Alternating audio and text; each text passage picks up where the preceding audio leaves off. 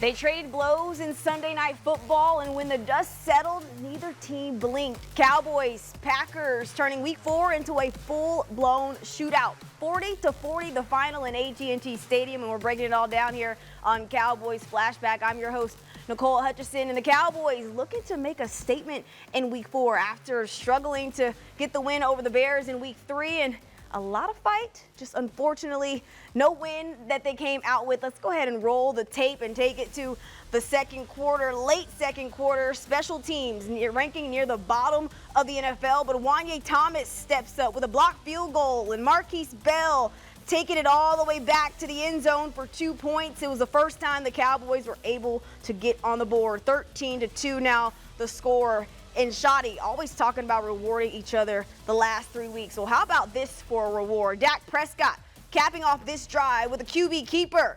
Now 13-9 the score. Dallas in scoring distance. And I'll take complimentary football, please, all day. Next drive, 1st and 15.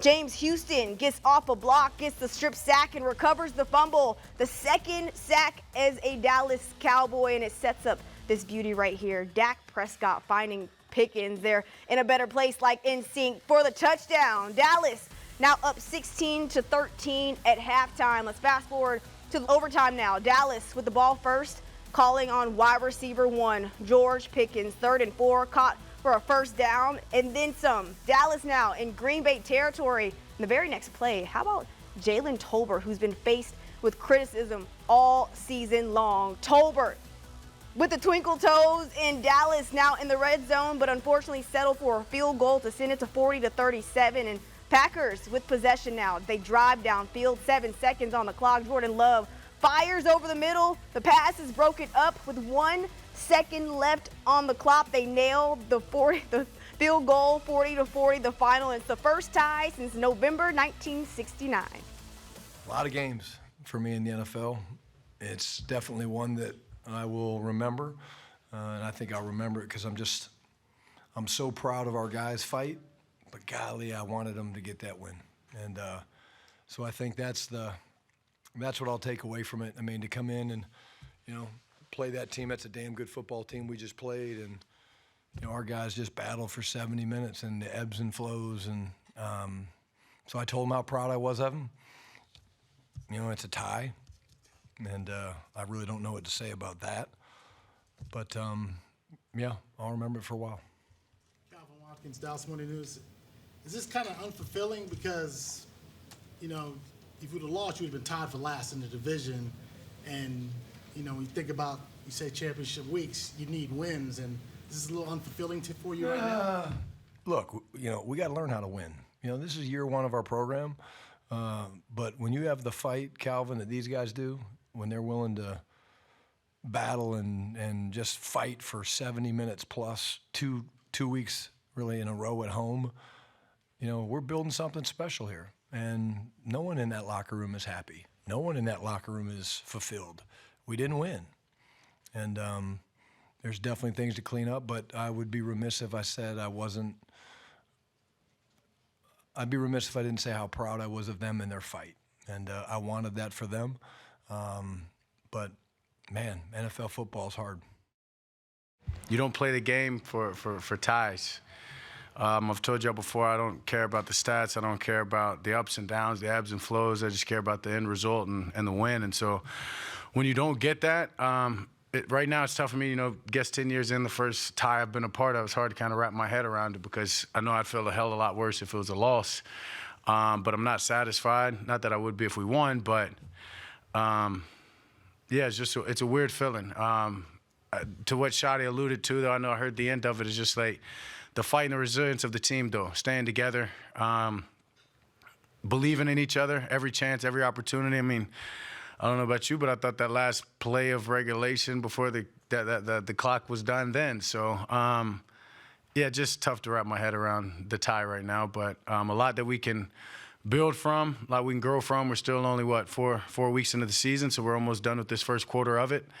And we're starting to figure out, I guess, who we are in a sense, on both sides. And it's about playing complementary ball and making sure we get a win and whatever it takes to get a win. And so We didn't do that tonight. That'll be the conversation tomorrow, and throughout this next week is doing whatever it takes to win.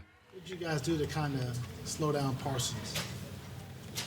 I mean, it goes back to the plan I guess I told you guys on Thursday, right? Like, I mean, it was going to be hands on deck, whether it be the tight ends, or whether it be the running backs. And honestly, there was one-on-ones, and those tackles did their job, stepped up, and did what they needed to do, kept them off, kept them away from me. Obviously, I told you I'm playing against a time clock, whether it's Micah or whether it's the rest of those guys, Gary. I mean, they've got a great front up there, and so we played on time. And got the ball out. Receivers got to their spots that allowed me to play on time. And, I guess they gave them – I found out a half a sack on that last little – that's for y'all storyteller guys. So it's no sack. Dak Prescott giving some credit to his tackles. With that entire offensive line deserves some credit, considering they were without two of their starting 5 offensive linemen, and then they lost another in Tyler Guyton with a concussion mid-game. Had to make some in-game adjustments and held Micah Parsons to 7 pressures, right? I mean, not so bad for an offensive line that had to battle some in-game adjustments, but Micah Parsons wasn't the only guy the Cowboys had to worry about. It was whether or not this wide receiver room would step up. And how about George Pickens stepping up as wide receiver 1 in Dallas? That's up next year on Cowboys Flashback. Dallas Cowboys Flashback, powered by Reliant, is brought to you by AT&T. Connecting changes everything. And by Reliant, official energy provider of the Dallas Cowboys.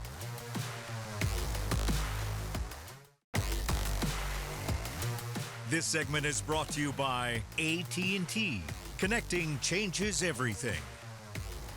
George Pickens didn't just show up on Sunday against the Packers. He absolutely took over the stage. From contested catches to momentum-shifting plays, he did it all, and he was the heartbeat of this offense when it mattered most. And even though he didn't get his first reception until 5:50 left in the second quarter, I mean, he was still needed and stepped up when needed. He was targeting double coverage. Almost every catch was a highlight reel, specifically on this play right here. But he also had multiple first down plays, moving the chains for the Dallas Cowboys, some on crucial third down plays as well. And he showed the run after the catch ability, something the Dallas Cowboys loved about him when they brought him over this offseason. Finished with a 153 rating when he was targeted. His stat line for the night: 8 receptions for 134 yards, 2 touchdowns, of course, his stat line, but he had some help as well in the passing game. How about Jake Ferguson getting his first touchdown as well since 2023? Yeah, I feel like it's a lot of trust. And I feel like what I can control as me as a playmaker, that's going to make him trust me more. Make him more please. Do you feel like something clicked for you and Dak in this game? It took until about the 5-minute mark in the second quarter for you to get a reception, and it all really came after that. Yeah. It was really a switch that flipped him. Oh, yeah, it was definitely, with C, like I said, with C being out, they're definitely looking at me to get me the ball, and it can come whenever it comes. So like you said, it wasn't getting the ball at first. Got through a go ball, knocked the ball down, and then after that, just get the rolling. Did you talk about the game, the shot he called? It seemed like it was balanced. It seemed like he had surprise defensive plays in there as well. Mm-hmm. Yeah, definitely situational. You always want to think situational in a football game, and I feel like Shotty did a great job at that today. Tolbert's catch, what was running through your mind? I was on the other side. It was a mirror route concept, so I had the same route he had. But when I looked back over and he caught it, I was like, wow, it's crazy. I definitely thought we was going to get the dub after that, too. We already down there, punch it in. How important was it just to get the offense going again after, kind of like the slow going that you called? Yeah, definitely it was good for this game for us to get going. And like I said, always at an away game, you got to deal with extra circumstances. That's kind of another reason why we started slow in Chicago. You got to deal with their crowd. They're playing cover 2. You know what I mean? We got a certain scheme that we had, and then CD got hurt. See what I mean? So life just happened. So I feel like today is definitely a surplus for us on the offense side. Hey, George, from a personal standpoint, I know there's a lot of football left this season, but the first month, what have you proven to any detractors about your potential and how you can flourish in this offense? I'd probably just say being a great receiver. Just no matter kind of where I go or where I land, myself, George Pickens is a great receiver. So I feel like that's what I show people. Yeah, felt great. Yeah, I was a little emotional, but having my guys with me, it was awesome. To that end, against the Packers, being a Wisconsin kid. Man, I don't even like the Packers, so there was no the emotion wasn't around that. It was just the guys in this locker room, being with them and getting in there finally. Okay. Anything more that you can reveal to what? So what was the emotion? I assume that was what you meant. Yeah, I mean, I've gotten a lot of from this past year not getting in the end zone. I've said before it was the first season I've never scored, and that goes all the way to like 4th grade youth ball. So yeah, that definitely left a sour taste in my mouth at the end of the year, and then to just finally get in there. But at the same time, like, I'm not done, and I don't plan on it being the last time. So, how big of a problem were you in 4th grade youth ball? I was a quarterback, so okay. Yeah, it's pretty lethal. And Shotty was very good about the fact that you believed you guys could win this game, even though you didn't have time to work there. What was the belief in this room that you guys could go out and get the job done, even though the whole world was saying Green Bay is a big favorite? Yeah, man, we can win any game we want. We just gotta, have a great week of prep, lock in, and then when it's time to, step out onto that field, we just gotta execute, and we gotta play with each other, do your 1/11th, do your job. So I think one of the big things that I bought into in this pregame talk today was, don't just trust yourself to do your job, trust your brother to do your job. And I saw a lot of that today. You do your job and, might cut a guy back or on defense, and then offense, you're making a block and you trust the running back to make that cut. And that's just what it's all about. Everybody doing their jobs, their 111, as Jake Ferguson mentioning, and you saw some of that, just a little bit of inconsistency. Specifically, you saw some good success with Javonte Williams, of course, in the run game, and Miles Sanders, and the ball distribution was there as well from Dak Prescott, spreading the ball around to about 8 different guys, but just not able to score from the opening drive of the game. The next 2 unable to score as well and find the end zone. Certainly the penalties as well, 11 for 95 yards. The Cowboys just hurting themselves in the foot, and 3rd down conversions, finishing 4 of 11. Can't win ball games like that. So a lot of things to clean up for this offense, but it all starts with Dak Prescott. Did he do enough for this Cowboys team to get the win in Week 4? Well, we're breaking that down up next year on Cowboys Flashback. This segment was brought to you by AT&T. Connecting changes everything.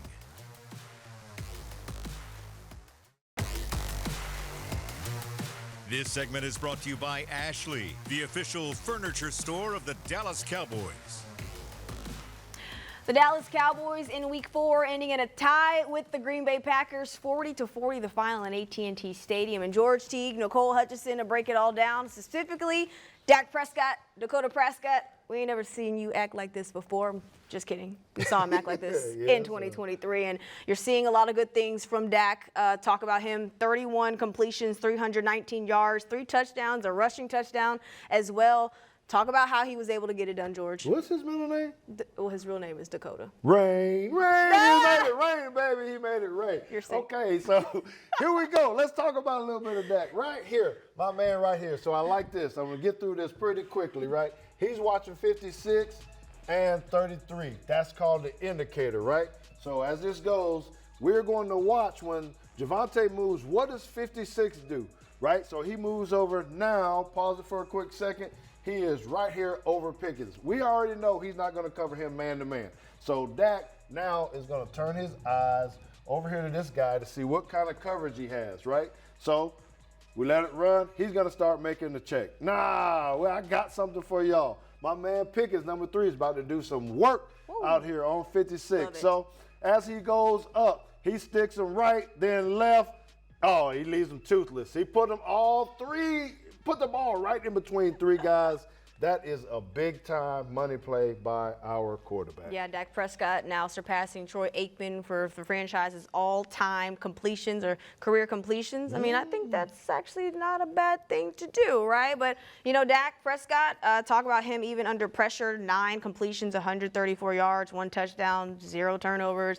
I mean, Shotty even touching on the fact that he hasn't seen a quarterback play as well as Dak Prescott has played. Have you seen a quarterback that's playing as well as Dak Prescott's playing? No, I really like where Dak is right now. Again, I was talking about where he is mentally, physically, getting in the zone. That's where he was. That is such a good feeling by a player when you know that whatever you do seems to go right, right? So he's going to try to replicate that every single week, and I think he is playing to the level where he can do that all the time. And it certainly helps when you have a run game, specifically a guy like Javonte Williams, who is playing some really good football right now. Obviously look to have a fresh start in Dallas, and 4 rushing touchdowns, almost 300 yards on the ground. I mean, those are some good numbers through 4 games. We got them off balance. Got we them off keep them balance. off balance. They don't know where you're going to hit them. Are you going to run it? Are you going to pass it? Play action. It's fun to watch. Hey, we like the chess match. The Cowboys offense certainly building on some good things and creating some good things here so far. Now this Dallas defense,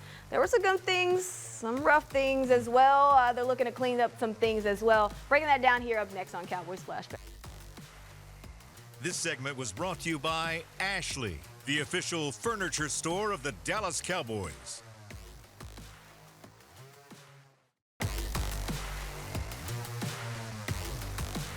We got to get off the field. There's no, like, if we close, there's no, like, more victories. We got to get off the field on 3rd down. That's how you win. That's how you know what I'm saying? That's how the offense doesn't score points. So we're going to continue to, attack that and make sure that we can get off the field on 3rd down. So, yeah. Yeah, that was a message throughout the entire locker room. This Dallas defense has got to get off the field on 3rd downs, and Green Bay finished 10 of 14 on 3rd down conversions en route to putting up 40 points against this Dallas Cowboys team, and they're allowed now 132 points. Yes, 132 points combined through the first 4 weeks of the season. Now, was it all bad? No, there was some flashes of some dominance within that defensive front, right? Pressure packages that rattled Jordan Love, forcing some incompletions, and there were a couple of 3rd down and 2nd and long stops that kept them in that game. Now, turnovers, of course, James Houston, got to shout him out as well, leading to a Dallas scoring drive. But then there were moments that left you scratching your head. There were missed assignments, once again, breakdowns and coverage. And the second half, the Packers scored on every single possession. The penalties, of course, hurting Dallas again. The 12-man on the field wiped out a Trayvon Diggs interception. Then you had the Sam Williams face mask penalty on Jordan Love, 3rd and 1, and put them in scoring range. In a game where, this was a heavyweight game where punches were being thrown on both sides of the ball. You got to come up with those stops, but that's all about baby steps for this defense. We played a great team today. I think we just gotta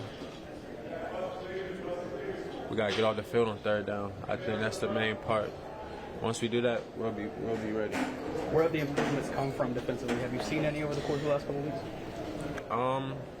I feel like we execute them more. I feel like we getting the defense down. It's going to take a little bit, more.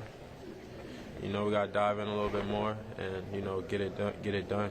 We've been giving up a lot of points, so we just got to control that and, get that done.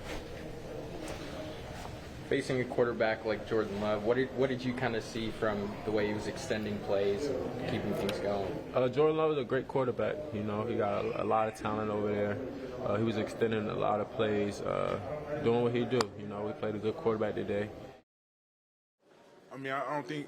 They had some big plays, critical moments, but they got the screen game going a little bit early, and they hit some runs like in that overtime that we had definitely won back. But again, I'm proud of how we fought as a team and everybody going hard and all that kind of stuff. But if we can match that effort with the details and everything that we're doing, we're gonna be a problem. 80 points. And to have it end in a tie, how does that feel right now? Man, that's another one of the. I said the Giants game was a crazy game, one of the craziest games I've been a part of, and that's a close second, if not the first. So, if guys out there are making plays and having fun early in the game, 3 and outs, just get everybody hot and get everybody into a flow. And just at the end of the day, we got to just tackle better. We got to do a better job at tackling. They threw a lot of screens today, which was surprising, but. Yeah, we just got to get some stuff cleaned up and just be locked in on our keys. If our offense is, they've been scoring all year. Crazy amount of points. If our offenses keep humming like that, we should be able to win a lot of games. Well, the next 3 out of 4 opponents that the Dallas Cowboys face are ranked in the bottom 10 in yards per game. So there's a chance for this Dallas defense to kind of get right. But we're wrapping things up here on Cowboys Flashback up next. Stick with us. To watch more Dallas Cowboys content on your connected TV, download the Cowboys Now app on Amazon Fire, Roku, and Apple TV.